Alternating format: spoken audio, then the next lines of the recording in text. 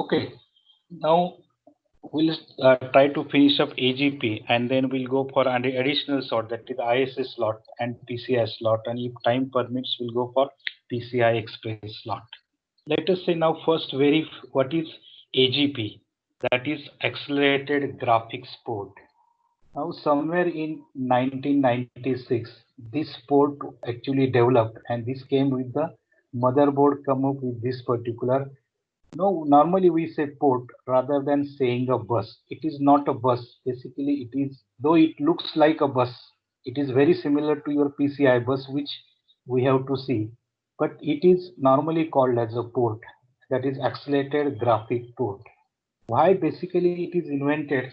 Most of the times, if you want to process certain graphics or like animation or video, where a lot of multimedias are involved, and if you wanted, like if you want to go for gaming and if you wanted to have a very fast response, or if you want to convert any 2D picture into 3D picture, then in that case lot of mathematical computation is required to be done, and for that data has to be moved from hard disk to a RAM, and a RAM to CPU, and CPU to again some processing unit. So here there is a lot of pressure, or I'll say burden, onto your processor, and to avoid this particular burden and to have a easier and very fast response for video processing or a gaming or animation, this particular port is developed.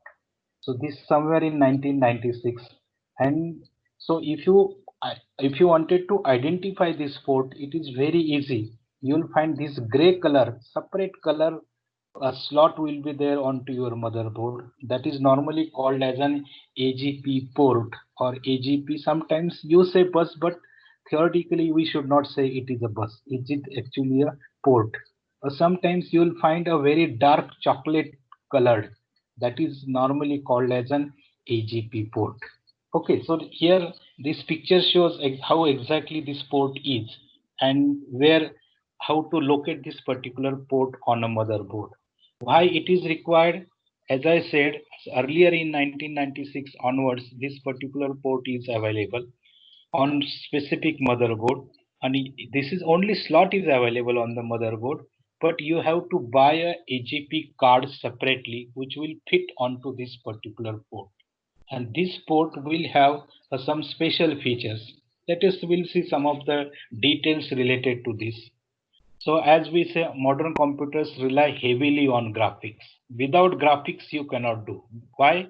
Simply because once this Windows came into picture, everything is graphic based.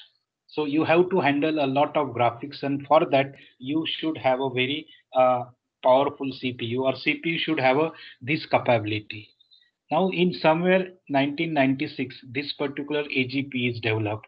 This card is actually inserted into your graphics bus or a graphics slot or AGP slot. So AGP is a modification in the PCI bus designed specifically to facilitate the streaming video and real-time rendering.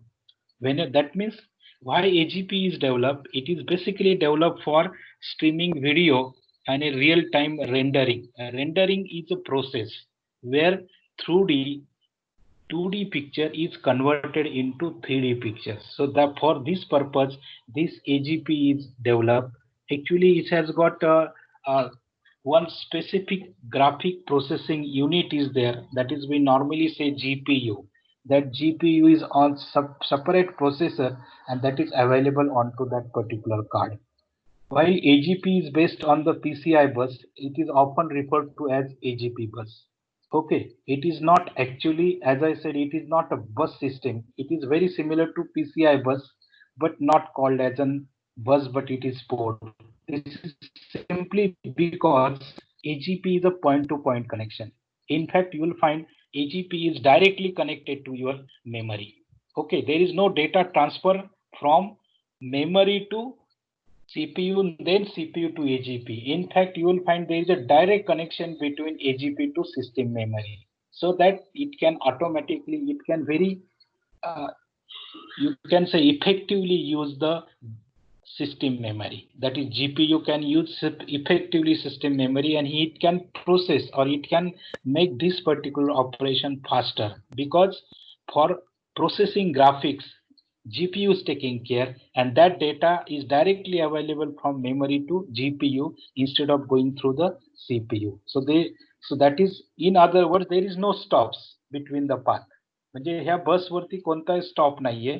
Direct system memory पासून GPU पर्यंत त्या एकमेकाला ट्रॅकनी connect केलेल्या आहेत. आणि there is a direct connection, no device between these two, that is system memory and AGP. That is why the processing becomes very fast. AGP provides two major enhancements over PCI. Now we have to see actually PCI, that is a peripheral component interconnect. That is also a bus system. It is basically a much better system, but it is in competition with the AGP. So AGP is somewhat better than PCI. In fact, nowadays we also have later on when I'll see PCI Express, at that time we'll come to know that even AGP can be removed, because PCI Express is become so faster now. Even very few machine demand for AGP nowadays, unless and until you want to go for gaming or maybe animation. Otherwise, in today's computers, you don't require AGP cards for most of the graphical processing. So there are two advantages: direct access to system memory, and it has a faster performance compared with PCI. Anyway, I am going to cover PCI after AGP and ISA. AGP based graphic cards can directly access system memory through the AGP bus at a full speed, that we have seen. And AGP stores a texture maps only one. What is this texture maps actually? This is actually a video data of any 2D picture. So that 2D picture is automatically stored onto your AGP, and with this particular 2D picture, it can directly render, or it can calculate its position, and it can convert this 2D picture into 3D picture by using mathematical calculations. So AGP ultimately saves the RAM. AGP also improves the performance of storing texture maps by allowing your operating system to designate RAM for use by the graphic cards on the fly. थोडक्यात काय होतं आहे की AGP operating system AGP मुळे operating सिस्टीमला ती RAM properly वापरणं शक्य होतं, आणि त्या रॅम मध्ये ते टेक्स्चर इमेजेस ते स्टोअर करू शकतात. So this type of memory, that is also called as a AGP memory. म्हणजे थोडक्यात रॅमच्या मध्येच ती AGP मेमरी असते. There are two memories available. म्हणजे तुमचं एक प्रोसेसर पण असतो, त्याला आपण ग्राफिक्स प्रोसेसिंग युनिट म्हणतो, GPU, जे AGP कार्ड वरती असतं. त्याचप्रमाणे AGP ची मेमरी पण वेगळी असते, आणि AGP आणि AGP कार्ड म्हणजे AGP CPU सिस्टीमची मेमरी पण वापरू शकतो, ॲज वेल ॲज त्याला स्वतःची पण मेमरी असते. Ultimately, it has got a lot of memory of its own, as well as it, with the help of operating system, it can also use some of the memory of a system memory. So it has got a larger RAM for any graphics processing. Now, what are the different AGP techniques to achieve faster performance? AGP bus is 32-bit bus. Nowadays, it is also available with 64-bit bus. Now this 64 megahertz speed was earlier in 2000, but now this speed is drastically now increased with the 64-bit AGP. Now there is no other devices on the AGP bus, as that is why we can say the graphic card does not have to share the bus. AGP uses pipelining to increase the speed. You already know the concept of pipelining. That is, we normally use in the microprocessor. That means so we know that while one instruction is being executed, you will find that the next instruction is already fetched and decoded. So this fetch, decode, and execution, these three operations are one after the another. That means while one instruction is already executing, another instruction is in pipeline, or next instruction is pipeline. That is called as a pipelining concept, and this is actually used in AGP.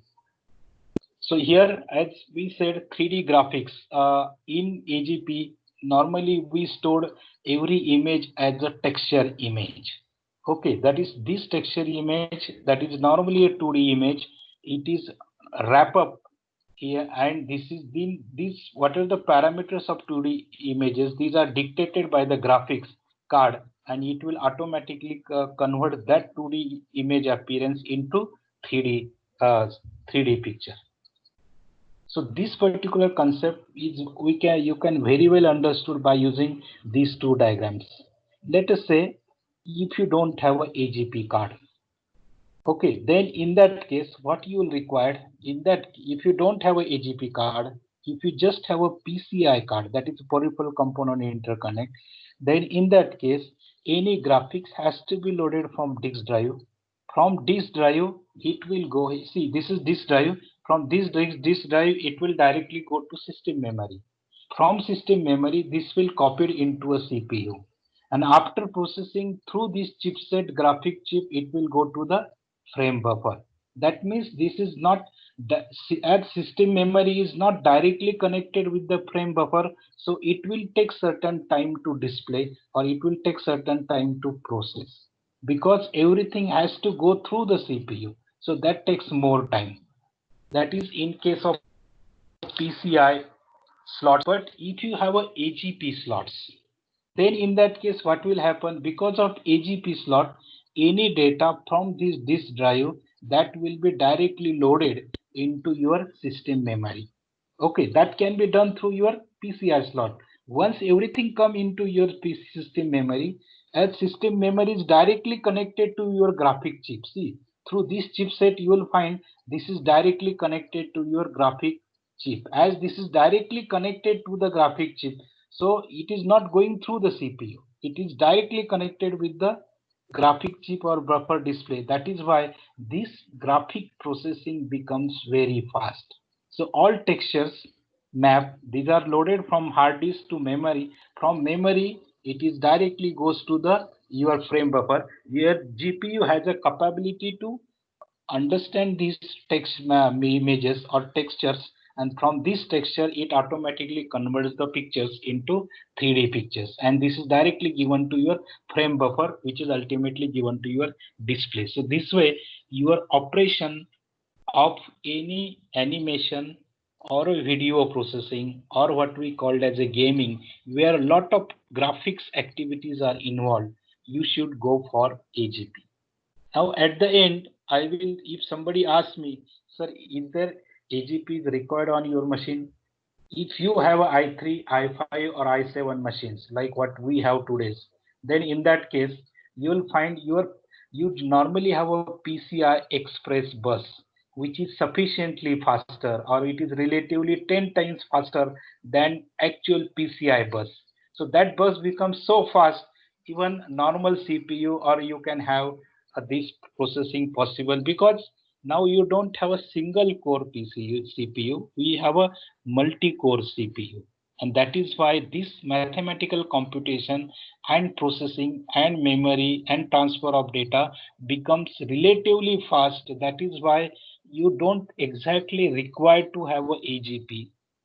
But somebody is interested in gaming only, in animation only, or producing a very high quality picture, that is processing what we call as a certain effects, what we normally see in the today's movie. If that type of pictures or effects you wish to process or render, then in that case, AGP card will be essential on your motherboard to process those type of things. Otherwise, for normal working, or a reasonably moderate graphics work, nowadays you don't need AGP. But it was certainly a good improvement on the part of Intel. Why I say on the part of Intel? Because at that time, Apple systems were there, Mac systems, and they were very strong. And today also, for graphic processing, Mac systems are very strong compared to the your Intel processors. And for that, in somewhere 1996, to overcome this particular problem and to be in competition with your Mac system, they have developed this AGP slot and for graphics processing somewhere in 1996. But that tradition or that trade continues till 2020. So that is the importance of what I will say about AGP card. Okay, so here difference between PCI and AGP that we'll see when we talk about the PCI, there will be certain point in talking this particular concept. So here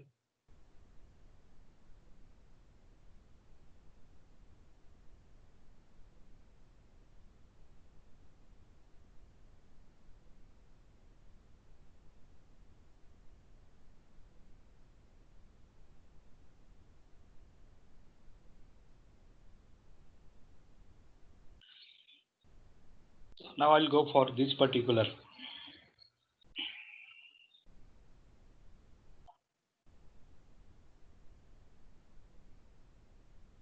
So can you see now? Bus. Hello. Yes, sir. Okay, Yes, now sir. we'll go. Now we'll see for now after Yes, sir. finishing this AGP, let's go for what is the concept of bus. You already know what is bus. Basically, bus we normally say it is a group of wires which takes data from one point to the another. So normally we use a bus to connect two devices so that data transfer from one point is possible into another point. Okay, now for data transmission, there whenever the motherboard develop and whenever the motherboard during development of the motherboard, this is a crucial point because you have to transfer the data between the devices as well as you have to also transfer the data out of your CPU. For that you should have certain connection points. For connecting certain cards or automatic connection, this concept of bus was developed. So if you see this concept of bus, now here, now what is, now hope you understand now what is bus. A bus connects all the internal computer components to the CPU and main memory. That means if you have any other components and if they wanted to use a CPU power or a data to be transmitted from that component to CPU or from CPU to memory, then you'll find there will be a lot of tracks which are actually connected. If you really see any motherboard, normally nowadays motherboard is multi-layered motherboard. You'll find there is a lot of tracks behind below the motherboard which actually has a copper tracks which actually connects the different points from one. So if you carefully observe now, anyway, next after finishing this particular chapter, I'm going to give certain exercises or maybe assignments, and that time you have to search something that I'll give you later on. But let us see today now what is. Hope you understand now what is bus. Every bus has a clock speed measured in megahertz. That means you have to transfer the data. So transferring the data, always data transferred with the synchronously or asynchronously with the clock. Okay, so that clock speed will be always measured in megahertz. Now what bus does, bus allows data to be transferred faster, which makes application run faster. Faster the bus, faster will be data transmission, and faster will be you will be in a position to run your applications. Now if you see on PCs, the old ISA bus is being replaced by faster buses such as PCI. Okay, now today we are going to see a very outdated bus, that is ISA bus. Though I say outdated, but it was very popular till from 8085 or first PC that is developed in 1980 to 1995 almost. This bus was popular and that is why we study this particular ISA bus. So now this is a picture of ISA bus. You will find earlier slot is a 8-bit ISA slot, and if you see downbeat, that is a 16-bit ISA slot. Okay, that is, now it is again a 16-bit, you can say ISA slot. There are two slots, ISA and ISA. Okay, ISA means Industry Standard Association. So this is the one year organization. They have developed this particular bus slot, and that the why this is name given as ISA slot. Now right hand side there is a one expansion card. This expansion card can be fit into this 8-bit ISA slot. Okay, so normally if you see the old motherboard, you'll find such a cards are placed where you want to have certain additional facility to be given, maybe for data transmission. If you want to connect a one Ethernet card, that is for LAN card, LAN card can also be fit onto it. If you have some modem, that modem card can be inserted into this. Or if you have certain typical VGA card, color VGA or super VGA, that card is also inserted over here. So for putting these particular cards or giving this facility, you don't have to do anything. You just have to take this particular card and insert into this particular slot, and that automatically, of course there are a lot of problems with the ISA that we'll discuss next in next few slides.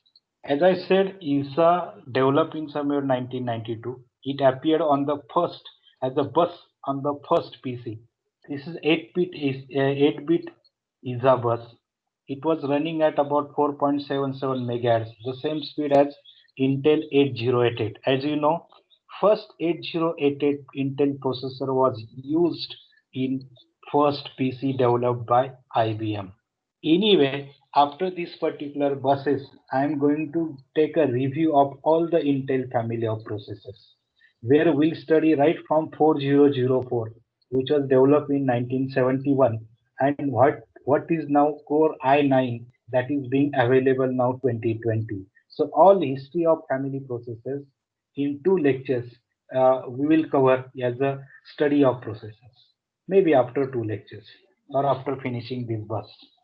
As I said, ISA bus is extremely slow by today's standard, and hence it is not useful for any graphical operating system like Windows. But still, up till 1984 or up to 1990, this 80286 was developed, and it was using 16-bit.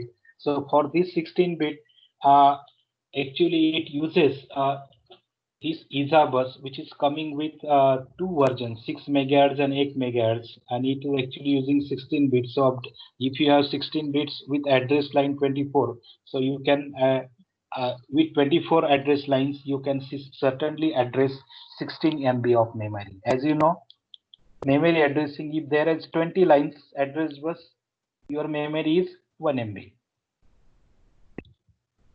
Okay, now this is a pinout diagram of ISA bus. Now, if you see, there are two sides of this ISA bus. One you can say it is a component side, another you can say it is a solder side. On component side, the pins are named from A1 to A31, and you will find from other side, that is from solder side, the B1 to B31. These are the pinout diagrams. So total there are 62 pins for this ISA bus. Now these are certain settings of this particular ISA bus. So there will be what you can say total original 8-bit, and another I'll find that there will be another 16 bits. So there overall there can be a 24 bits or 24 address line, so that it can address up to 16 MB of memory. But for proper working of this, there are a lot of problems with this. You have to do the jumper setting, you have to properly set the interrupts, you have to set the interrupt IRQ lines, and so these are the problems with this. Though we say it designing was not so easy, this is another perspective of 16-bit ISA bus and 8-bit XT bus. That means how it was XT bus, how it was working 8-bit, and how this 16-bit ISA was working. Now, as I said, it has got, compared with today's bus, it has got lot of problems, or we'll say disadvantages. These are something like this bus is slow, hardly work up to 8 megahertz. It is bulky. As you see, the size of this is very large. So it takes more space on your motherboard. It is hard to use. That means if you want to configure this ISA bus, it is very time consuming, or we say cumbersome, due to because you have to set certain switches, you have to set jumpers, IO addresses, interrupts, clock setting. All this is you required to manually you have to do by with your motherboard, and this facility is normally available on the ISA expansion cards, but that manual setting you have to do as per your motherboard. So that is why it was very difficult to configure. Now today you don't have to bother about this configuration, because you just are inserting a cards and you are just putting another card, because there is a plug and play capability is available with the PCI slots and always with the USB peripherals. So what if you want to connect anything, If you are connecting to PCR USB, you don't have to configure anything because these are the plug and play devices. I mean, you just insert, all things will be automatically configured by your motherboard during startup through your BIOS settings, and it will start running. Limited number of interrupts. Like simple example of PNP, as you know, if you just have a mouse and if you put your USB into connect your uh, computer or a desktop, automatically it recognizes the device and it starts functioning. That is called as a PNP. It recognizes the driver. If driver is not there, like you have a pen drive. If you put a pen drive, it automatically recognizes. First time, if a driver is not available, it automatically uh, takes that particular driver, installs that particular driver, and your pen drive starts running. This type of devices is normally called as a plug and play devices. So PSI and USB peripherals are all plug and play devices. So that removes all the headache or tension of a user compared with your ISA slots or ISA buses. There are number of limited interrupts, no central registry. Then ISA bus is limited to 32 bits. So if you have a 2 raised to 32, so it can address up to 4 gigabytes. As ISA was only 16 bits, so it was limited to only 16 MB of RAM. You cannot use, though you have a larger memory, you cannot use more than 16 MB of RAM by using ISA slots. So now here you can also use this ISA for transmission of 32 bits, but here you'll have to use two clocks for transmission 16 bit and then 16 bit, and in between processor has to wait. That is called as a wait state, and this way some slow operations were done. But as I said, PCI card has a plug and play capability that has removed all the limitations, and in fact it is being from 1992-94 onwards. This ISA bus or even extended ISA bus also write off from your market. I mean, this is not normally available now on your motherboard. When this will be made available, if you have a very, say, one particular card which will have to be used, as this is not available in PCI or a PCI Express category, then in that case, if you have to use this particular card in today's motherboard, then you'll have to specifically design that motherboard which will accommodate ISA slot, and by using this ISA slot you can use that old required card into your machine. Then see, this is the way, as I said, this is the slots, this is the ISA slot, and this is the card. Both way you can insert. One way, if you insert, this will act as a 16-bit ISA card. Other side, if you insert, this will act as an 32-bit ISA card. Okay, so this is facility is there. As we said, this ISA is 32-bit card, so that is why it has got backward compatibility. I mean, ISA slot. If you have a ISA slot, you can fit your ISA cards into ISA slot. That is why we say it has got backward compatibility. So here, as I said, ISA bit is 32 bits. It has a bus mastering support, so it can access up to 4 GB RAM. Unlike MCA, so this is called as a multi-channel computer architecture. So here, this is MCA architecture.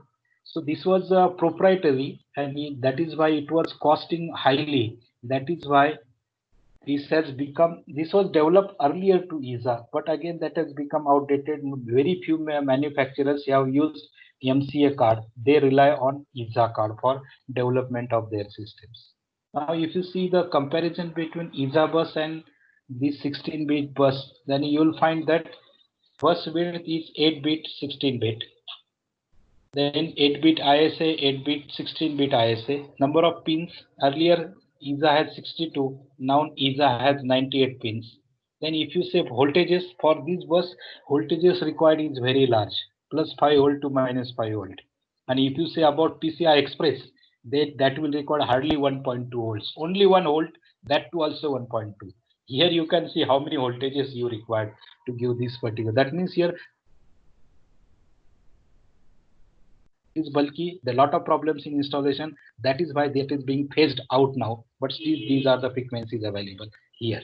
So now, as I think today we'll stop over here, and from tomorrow onwards, freshly we'll start with the PCI Express, PCI bus.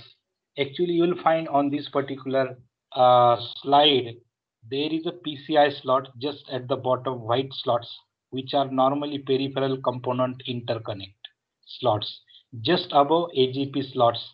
And that too above, there are advanced PCI slots like PCI Express X1, X4, X8, X16. These are the slots available, which you will find in today's motherboard. So all these detailed information about PCI and PCI Express will continue maybe on Thursday at 11:30. Okay, so today we'll stop here.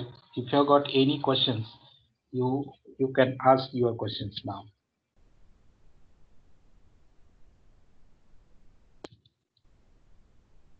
Okay, go ahead if you have got any questions. Hello, unmute your microphone and ask the question. At least are you in touch with me? See, there are 47 students now. I'll just mark the attendance. Okay, I have marked the attendance, but see, there are many. If you can you see my desktop? Hope you can see my desktop, right? Yes, sir. Yes, sir. See how many unknown users are there. So this is my request to you that whenever you are connecting, see these are the students who understand something. I have already put you on your WhatsApp that if you want to join, you join with your enrollment number. So that becomes easy for me to take your attendance. Then what about this? Okay, for these names, from this name I can identify their enrollment numbers. Probably this could be a better way. You just put your enrollment number first and then put your name, and they put your first name only. Okay, like this is our Akshada. You put only your name. You do not require to put entire names. But from tomorrow onwards, whenever you are joining with the system, you put your enrollment number at least, and if you wish, you can put your name further so that I can identify. Now, otherwise, these are, from my point of view, all unknown users are accessible. Okay, go ahead. Still, there are only 47 students. I don't know about others. But for that enrollment number, I'm going to, those who are enrollment member, that only I will see that these are present. And you know, I have told already in the very first lecture, if you are sincere, if you are regular, if your attendance is sufficient, then you can only claim certain term works marks from me. Otherwise, about sincerity, regularity, whatever the 10, 15 marks, you are going to lose those particular marks. That's very sure. Go ahead with your questions.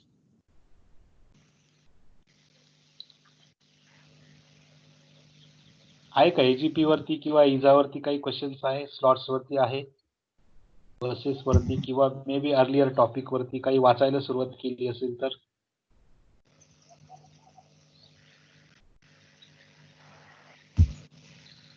नाही question, भूक लागली सगळ्यांना? Hello,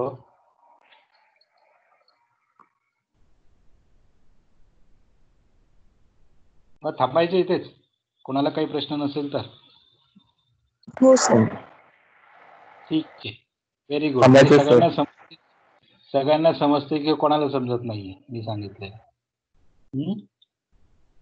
प्रश्न नाही याचा अर्थ वाचायला सुरुवात केलेली नाही. तर वाचत नाही का? गुगल क्लासरूम मध्ये बघितलं का जाऊन एकदा काय काय आहे तुमच्यासाठी ठेवलेलं? हो सर.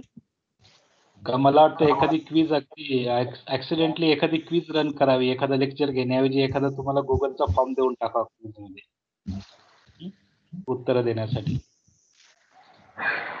जरा थोडं वाचा, मी जेवढं टाकलेलं आहे तेवढं पीपीटी बघा, आणि तुमचे जे काही व्हिडिओ टाकलेले आहेत त्या व्हिडिओची चांगले लिंक्स आहेत. तुमचं जनरल नॉलेज त्यांनी चांगलं वाढू शकेल आणि या सब्जेक्टचा इंटरेस्ट तुमचा डेव्हलप होऊ शकेल. Okay, so go for this. आणि महत्वाचं, तुमचे प्रोजेक्टचा ग्रुप आणि हे गुगल शीट वरती अपडेट करून मला पाठवा, आणि ते तुम्हाला 5 ऑगस्टच्या आत पाठवायचं, एवढं लक्षात ठेवा. ठीक आहे? Thank you sir. Thank you sir.